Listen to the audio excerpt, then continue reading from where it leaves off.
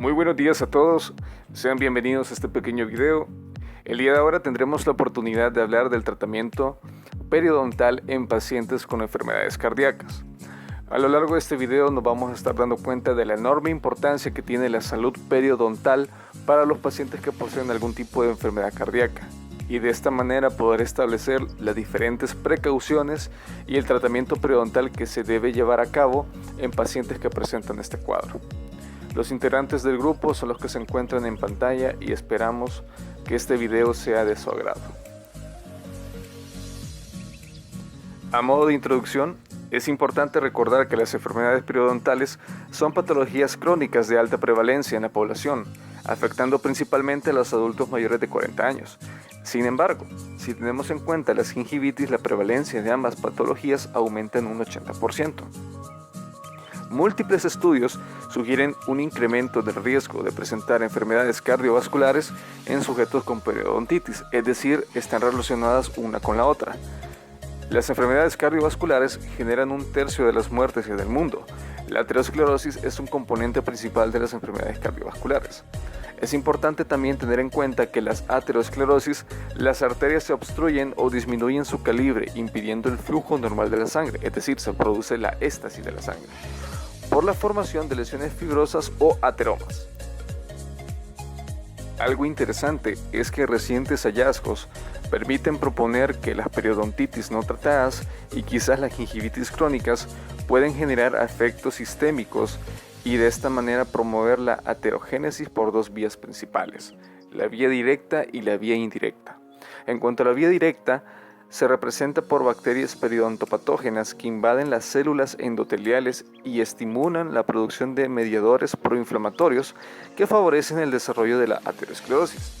En la vía indirecta se genera por el aumento de las citoquinas proinflamatorias que estimulan la expresión de moléculas de adhesión en el endotelio, favoreciendo la migración de leucocitos a las lesiones ateromatosas. También existe la plausibilidad biológica de que por alguna de las vías o su combinación se asocie la periodontitis con enfermedades cardiovasculares. El tratamiento periodontal exitoso reduce los niveles plasmáticos de citoquinas proinflamatorias y reactantes de fase aguda. Por otro lado, el primer estudio que reportó la asociación entre la periodontitis y la enfermedad cardiovascular fue realizado por Mattila y colaboradores en Finlandia en el año 1989, que concluyó que los sujetos con infarto del miocardio, comparados con sujetos sanos, presentaban una deficiente salud bucal. La periodontitis y la enfermedad cardiovascular tienen en común varios factores de riesgo, como son hipertensión no controlada, obesidad, sobrepeso, sedentarismo, bajo nivel socioeconómico, estrés emocional, diabetes, antecedentes familiares y el hábito de fumar. La hipertensión arterial. Vamos a comenzar definiendo lo que es. Es una patología crónica en la que los vasos sanguíneos tienen una tensión persistentemente alta, lo que puede dañarlos. La tensión arterial es la fuerza que ejerce la sangre contra las paredes de los vasos, en este caso las arterias, al ser bombeada por el corazón. Cuanto más alta es la tensión, más esfuerzo tiene que realizar el corazón para bombear. Una de las características de esta enfermedad es que no presenta unos síntomas claros y estos pueden tardar mucho tiempo en manifestarse. Sin embargo, constituye el factor de riesgo cardiovascular más prevalente.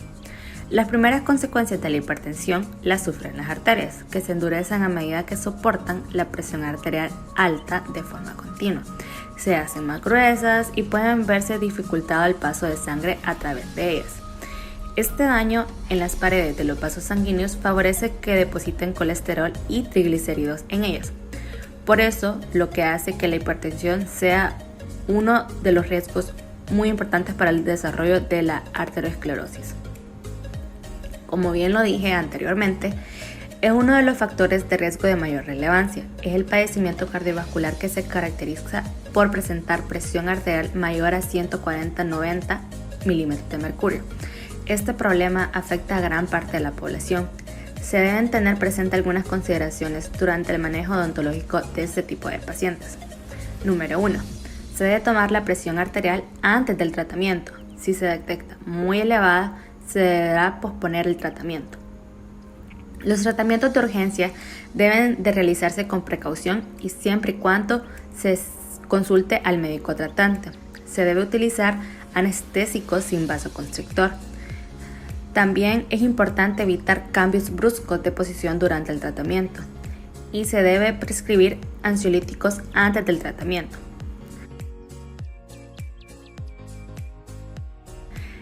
También tenemos unas recomendaciones. En la primera cita odontológica de un paciente hipertenso, tomar al menos 2 o 3 mediciones de presión arterial separadas por un par de minutos. Está contraindicada la anestesia intraligamentaria. Usar vasoconstrictores como tales epinefrina, norepinefrina. Si durante el procedimiento llega a subir la presión arterial, usar nifedipino de 10 a 20 miligramos sublingual o captopril de 25 a 50 miligramos. No atender al paciente si tiene dolor occipital, pulso martillado, estrés, cansancio, sensación de hormigueo en manos y pies. A continuación hablaremos sobre las enfermedades cardiovasculares, dentro de las cuales tenemos coronariopatías, las cuales están angina de pecho e infarto al miocardio, trastornos del ritmo, las cuales tenemos arritmia y disritmia, insuficiencia cardíaca y valvulopatías, las cuales tenemos enfermedad cardíaca, valvular y endocarditis infecciosa. Dentro de las coronariopatías, la angina de pecho se presenta debido a una discrepancia que ocurre entre el aporte y la demanda de las arterias coronarias. Como ya conocemos, las arterias coronarias son las encargadas de irrigar al miocardio, que es el músculo cardíaco. Y en la angina de pecho lo que sucede es que cuando el músculo cardíaco demanda de un mayor aporte sanguíneo, existe una limitada irrigación por parte de las arterias coronarias, ya sea por una obstrucción parcial u otras patologías, lo cual provoca un dolor en el pecho que generalmente es subexternal, debajo del esternón, y que puede irradiar por alguno de los brazos hacia la espalda o hacia el ángulo de la mandíbula, por lo que cualquier condición que incremente la demanda del miocardio puede desencadenar dicho dolor, ¿verdad?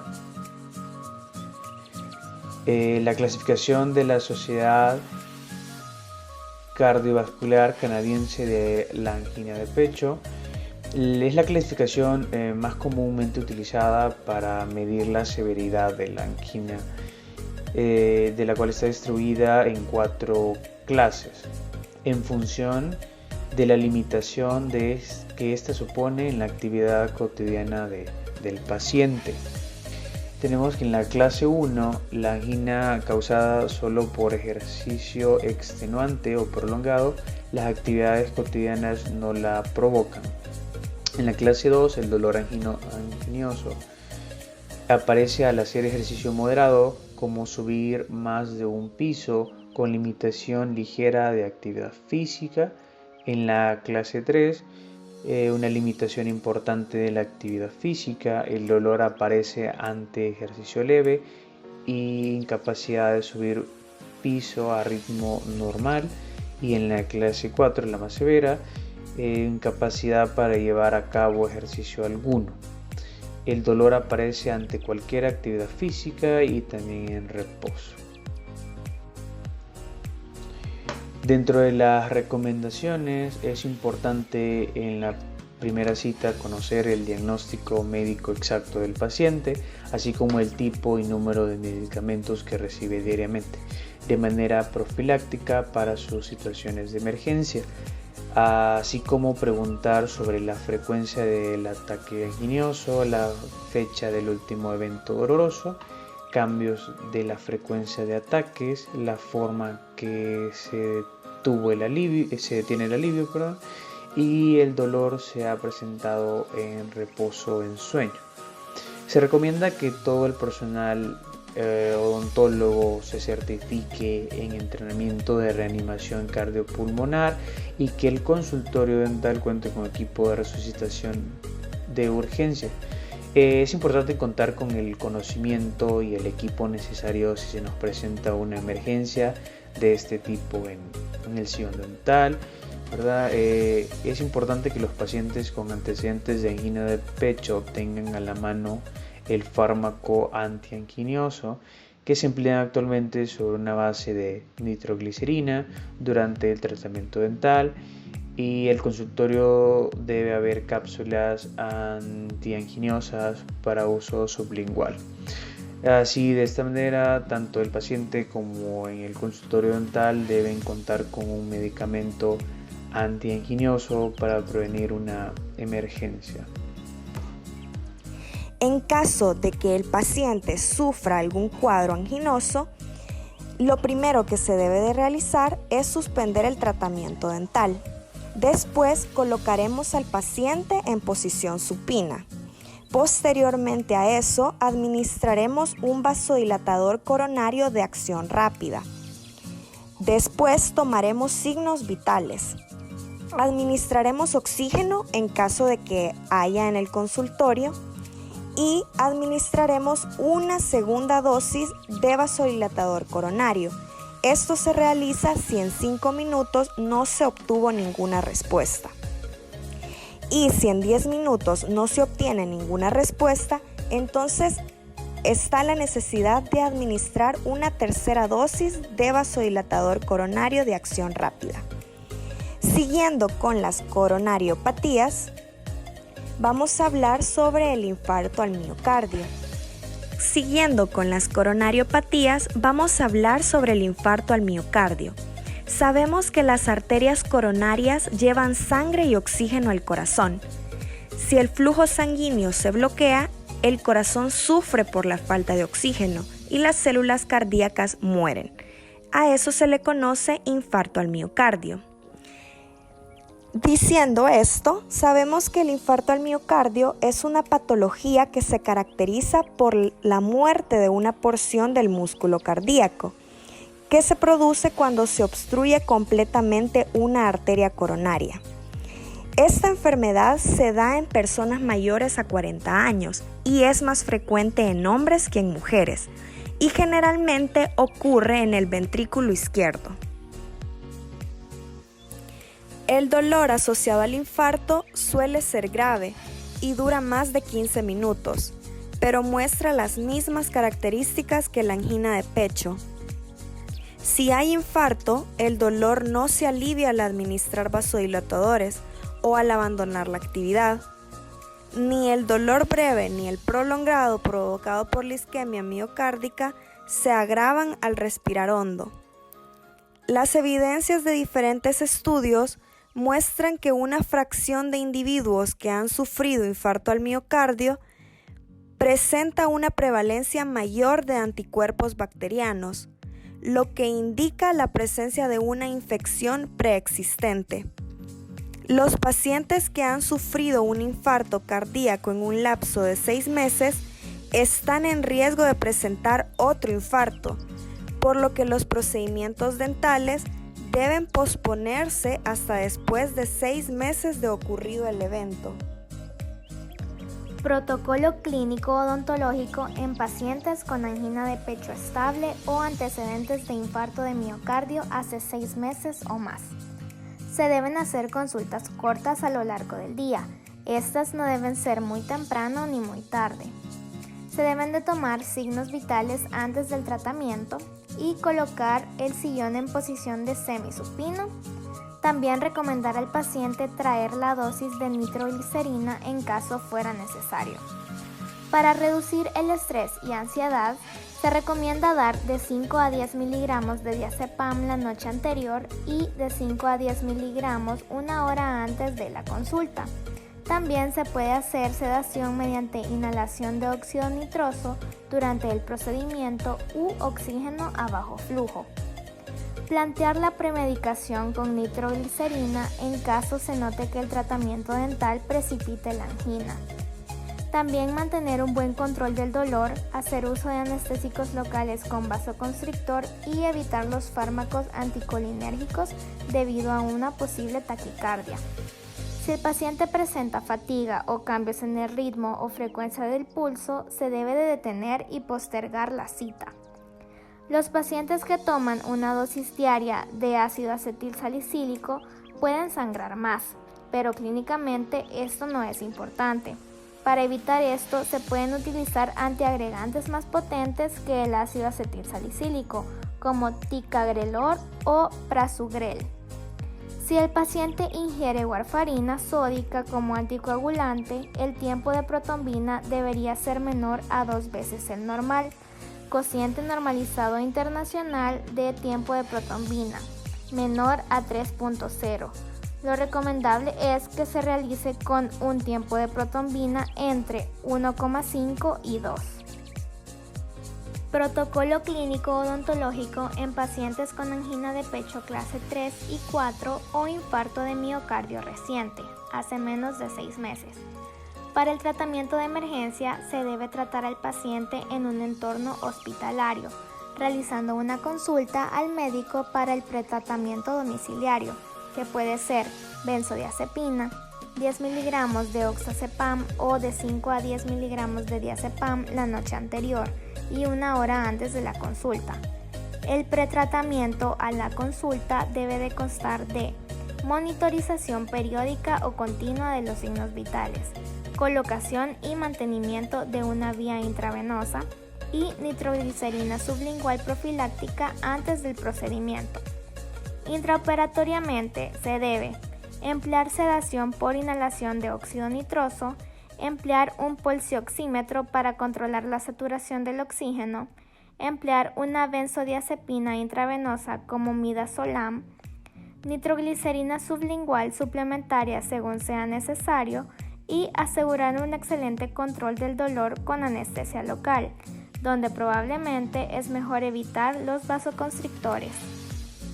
Manejo odontológico del paciente que sufrió infarto al miocardio. Primero se debe realizar interconsulta médica para conocer el estado actual de la salud, identificar las complicaciones secundarias al infarto, conocer la terapia farmacológica, definir la resistencia al estrés del paciente, informar ampliamente al cardiólogo sobre la terapia dental a realizar y solo tratar al paciente con arritmia bajo control médico. Esperar 6 meses después del infarto para realizar tratamiento. Tomar presión arterial y pulso en cada cita. Ante cifras arriba de 180/100 se debe de posponer la consulta. Se puede prescribir un ansiolítico la noche anterior y 45 minutos antes de la consulta. Pedirle al paciente el vasodilatador coronario que habitualmente recibe y administrarlo ante un ataque de dolor torácico. La anestesia local profunda y duradera se debe emplear anestésicos locales con vasoconstrictor. Los pacientes deberán recibir profilaxis antibiótica para endocarditis bacteriana, amoxicilina 2 gramos 1 hora antes de la cita por vía oral. Antes de realizar procedimientos quirúrgicos, a quienes reciben aspirina solicitar el tiempo de sangrado, suspender el medicamento 6 días antes si el resultado es anormal y pedir cuenta de plaquetas. Solicitar la prueba de tiempo de protombina y evitar movimientos bruscos en el sillón dental. Ahora hablaremos sobre los trastornos del ritmo. Arritmia. Para pacientes con arritmia cardíaca, el protocolo clínico odontológico es el siguiente. Es necesario reducir la ansiedad del paciente con previa medicación, con comunicación abierta y sincera, haciendo citas cortas e inhalación de oxígeno y óxido nitroso. Se debe evitar el uso de cantidades excesivas de adrenalina. En pacientes con arritmias graves se debe usar anestésico local de acción prolongada sin adrenalina. Además, no se debe usar más de 2 cartuchos de anestésico. Evita la anestesia general. Es necesario evitar el uso de equipos eléctricos como ultrasonidos que pueden interferir en el funcionamiento de marcapasos. Tratar la patología subyacente. Se debe establecer la necesidad de una profilaxis antibiótica. Y a la hora de medicar es necesario tener precaución con los medicamentos anticoagulantes. Si durante el tratamiento se presenta una arritmia, es importante suspender la intervención y valorar los signos vitales del paciente. Pedir asistencia médica, administrar oxígeno y colocar al paciente en una posición de Trendelenburg. Posteriormente, administrar nitroglicerina si indica dolor torácico e iniciar reanimación cardiopulmonar en caso de paro cardíaco. Continuamos con la insuficiencia cardíaca.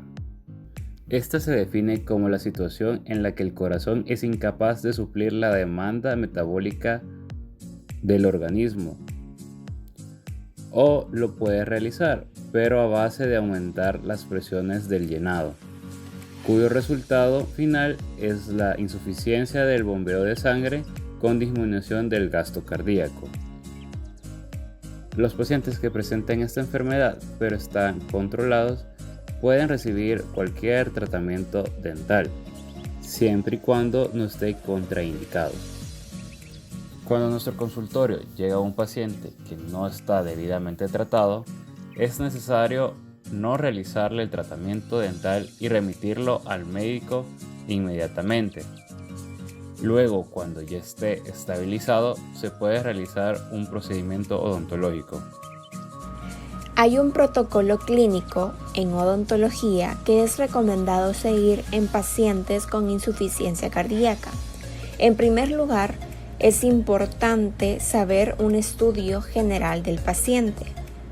Los pacientes que presentan insuficiencia cardíaca y no están tratados ni controlados, hay que evitar la asistencia dental programada.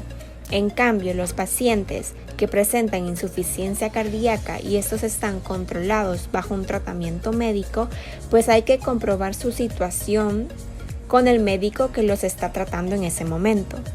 Hay que identificar los factores causales de esa insuficiencia cardíaca, ya sea enfermedad coronaria, valvulopatías, hipertensión, etc. Hay que tener siempre en cuenta las consideraciones farmacológicas. Se puede emplear adrenalina o levonorfina a 0.036 miligramos y 0.20 miligramos respectivamente, con precaución para evitar el reflejo nauseoso. En este tipo de pacientes no es recomendable el uso de vasoconstrictores por los posibles efectos que este puede causar, como el aumento de la frecuencia cardíaca. Hay que seguir las medidas de precaución en el caso de que el paciente esté sometido a tratamiento de anticoagulantes. El sillón dental es recomendable utilizarlo en una posición semisupina o erguida para evitar la dificultad de respiración, que en este caso es la disnea. En el momento de realizar cambios de posición hay que hacerlo lentamente y al haber finalizado el tratamiento hay que ayudar al paciente a levantarse para evitar la hipotensión ortostática. Es recomendable en estos pacientes hacer citas cortas y poco estresantes. Dentro de las valvulopatías se encuentra la endocarditis bacteriana o endocarditis infecciosa, que es una infección microbiana en la mayoría de los casos de origen bacteriano en el endocardio, el cual es una membrana que recubre el interior de las cavidades del corazón. Los estreptococos y los estafilococos son responsables de aproximadamente el 80% de los casos de endocarditis bacteriana.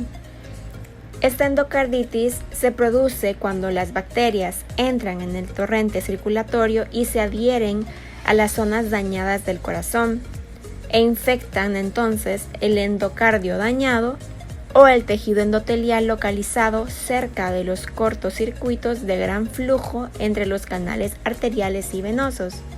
Entonces el odontólogo debe de intentar identificar a los pacientes que presentan defectos cardiovasculares, ya sean congénitos o adquiridos, antes de comenzar una manipulación o tratamiento odontológico que pueda producir bacteremia transitoria. Hay un protocolo clínico en odontología también para pacientes con valvulopatías. Primero que nada es importante minimizar el riesgo de endocarditis bacteriana. Hay que hacer una profilaxis de endocarditis bacteriana, ya que se ha mostrado que la profilaxis antibiótica es efectiva para reducir esta bacteremia. Hay que hacer un enjuague con clorhexidina de forma previa al tratamiento. Durante el procedimiento no hay ninguna medida en especial, sin embargo es importante ser muy meticulosos y aislar las zonas de heridas contaminadas o posibles focos periapicales sintomáticos de zonas sanas. Después del tratamiento o post-intervención, si existe un foco infeccioso activo, hay que tratarlo como cualquier otro paciente sin riesgo hasta la finalización de los síntomas. Dado que la endocarditis bacteriana pues es una enfermedad muy grave, si se sospecha de esa presencia en algún paciente, pues lo obliga a ingresar a un hospital para poder hacer un diagnóstico etiológico correcto. Los pacientes con enfermedades valvulares y que requieren o utilizan un tratamiento anticoagulante, pues hay que seguir unas pautas indicadas para ello, ya que pueden haber efectos secundarios no deseados. Esa ha sido nuestra exposición. Gracias por su atención prestada.